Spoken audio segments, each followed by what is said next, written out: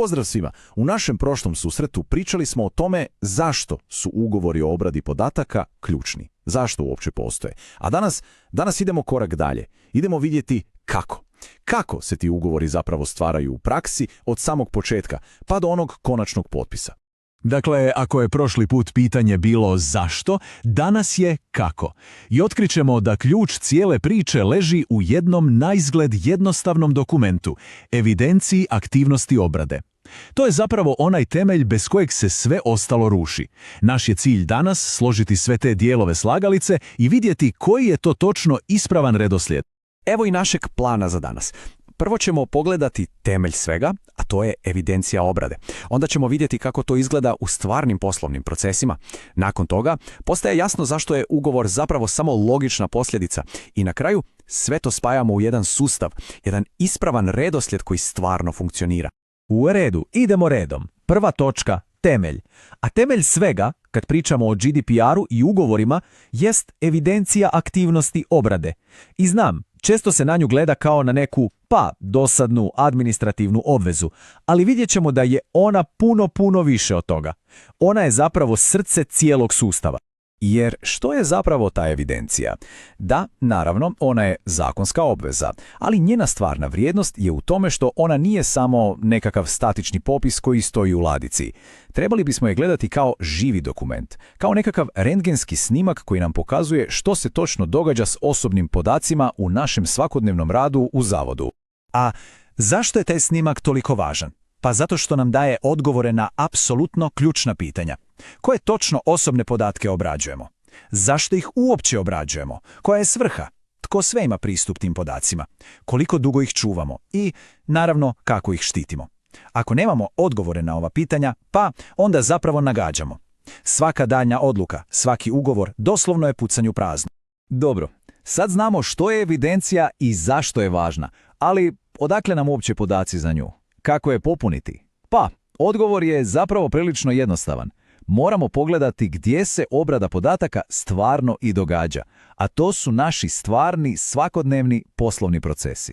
Jer obrada podataka nije nešto apstraktno, nešto što se događa tamo negdje. Ne, ona se događa ovdje, sada, unutar svakog odjela, svake službe, kao dio naših uobičajenih zadataka. Bilo da se radi o ljudskim resursima, financijama, nabavi, praktički svaki proces koji radimo uključuje i neku vrstu obrade osobnih podataka. I upravo kad pogledamo na toj razini, na razini odjela, možemo vidjeti što se točno zbiva. Koje se aktivnosti zaista provode? Koristimo li možda neke vanjske sustave, neke cloud usluge? I tu dolazimo do onog najvažnijeg pitanja za našu današnju temu, je li u taj proces uključen neki vanjski partner? Ako je odgovor da, taj partner postaje ono što GDPR zove izvršitelj obrade. Dakle, to je vanjska osoba ili tvrtka koja obrađuje podatke u ime i za račun zavoda. I eto, zato evidenciju ne možemo pisati napamet, iz glave. Ona se mora temeljiti na stvarnosti. I evo nas na ključnoj poveznici. Ako smo dobro odradili posao s evidencijom, ako stvarno znamo što se događa u praksi, tek onda i isključivo onda možemo krenuti prema ugovoru. Ugovor je dakle posljedica, a ne početak. Pokušati ga sastaviti bez tih informacija, to je recept za probleme. I tu se često javlja jedno logično pitanje. Dobro, zašto jednostavno ne bismo uzeli neki standardni, generički ugovor, znate neki predložak i samo ga ispunili unaprijed? Čini se puno jednostavnije, zar ne? Problem je u tome što takav pristup jednostavno ne funkcionira. Pogledajmo samo ovu usporedbu. S jedne strane imamo generički ugovor. On je utemeljen na pretpostavkama. On stvara jedan lažan osjećaj sigurnosti. To je dokument koji možda izgleda dobro na papiru, ali u stvarnosti nema neku veliku vrijednost. S druge strane imamo ugovor koji se temelji na evidenciji. To je potpuno druga priča. On je temeljen na stvarnom stanju, na činjenicama, on istinski štiti zavod i on je logičan, neizbježan dio cijelog procesa. Uzmimo jedan vrlo čest praktičan primjer. Recimo da zavod angažira neku vanjsku tvrtku za tehničku podršku, održavanje IT sustava. Njihov primarni posao nije obrada podataka, zar ne? Njihov posao je da poprave sustav. Ali, da bi taj problem riješili, njihov tehničar se mora spojiti na sustav i pritom dobiva pristup, barem vizualni, osobnim podacima. To je ono što zovemo usputna obrada. Lako ju je previdjeti, ali GDPR je jasan i takva obrada mora biti identificirana u evidenciji i, posljedično, pokrivena ugovorom. Dobro, prošli smo kroz sve dijelove slagalice. Imamo evidenciju, imamo stvarne procese i imamo ugovor kao posljedicu. Sada je vrijeme da sve to složimo u jedan jedini ispravan sustav. A ključ, kao i uvijek, leži u redoslijedu. Jer što se dogodi kada redoslijed nije dobar? Pa u praksi se onda javljaju uvijek isti problemi. Evidencije postanu previše općenite, nitko ih ne ažurira redovito i što je najgore, one uopće ne odražavaju stvarne procese. Na kraju nisu ni povezane s ugovorima koje sklapamo. I što smo dobili? Dobili smo papire koji nemaju veze sa stvarnošću. A taj raskorak, to je rizik.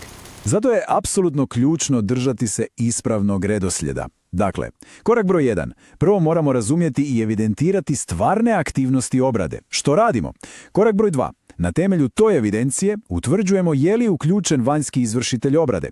I korak broj 3. Tek tada, kao kruna cijelog procesa, izrađujemo ugovor o obradi podataka koji je skrojen točno za tu situaciju. Ako preskočimo prvi ili drugi korak, treći korak, taj ugovor gubi svaki smisao. I ovo je možda najvažnija poruka koju treba zapamtiti. Evidencija obrade i ugovori o obradi podataka to nisu dva odvojena nepovezana dokumenta. Nikako. Oni su dva dijela istog sustava. Jedno proizlazi iz drugog. Ako nam je evidencija nepotpuna ili netočna, onda ni najbolji ugovor na svijetu ne može pružiti stvarnu zaštitu. I to je ta promjena u načinu razmišljanja. Kada cijeli proces postavimo na ovaj ispravan način, GDPR odjednom prestaje biti samo nekakvo administrativno opterećenje, samo još jedan papir koji moramo ispuniti. Ne, on postaje stvaran, praktičan alat koji aktivno štiti zavod. I za sam kraj, ostavljam jedno pitanje za sve nas za razmišljanje. Pogledajmo naše postojeće ugovore, odražavaju li oni doista stvarnost naših procesa? Hvala na pažnji.